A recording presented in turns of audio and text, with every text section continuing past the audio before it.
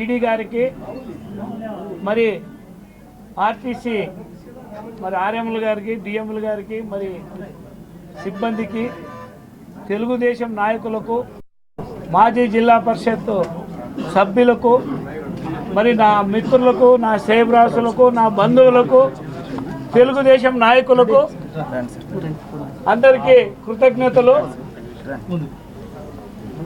40 సంవత్సరాలుగా తెలుగుదేశం పార్టీలో ఒక సామాన్య కార్యకర్తగా నా ప్రయాణం మొదలైంది.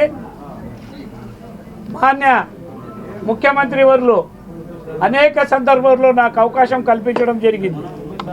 జెడ్పీటీసీగా, జిల్లా పరిషత్ చైర్మన్గా, ఈరోజు రీజనల్ చైర్మన్ కడపకు నియమించడం జరిగింది. ఇది ఒక సామాన్యునికి తెలుగుదేశం పార్టీ ఇచ్చే ఒక అద్భుతమైన అవకాశం.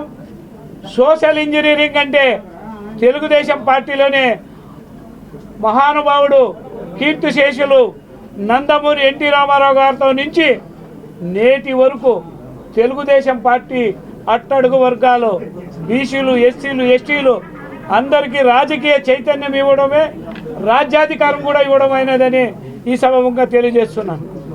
మాన్య ముఖ్యమంత్రి వర్యులు నాకు ఈ అవకాశం ఇచ్చినందుకు మరి ఆర్టీసీ సిబ్బంది సహకారంతోనూ, యంత్రాంగం సహకారంతోనూ ఈ కడప జోనును అభివృద్ధి చెందేదానికి సహాయ శక్తుల కృషి చేస్తాను.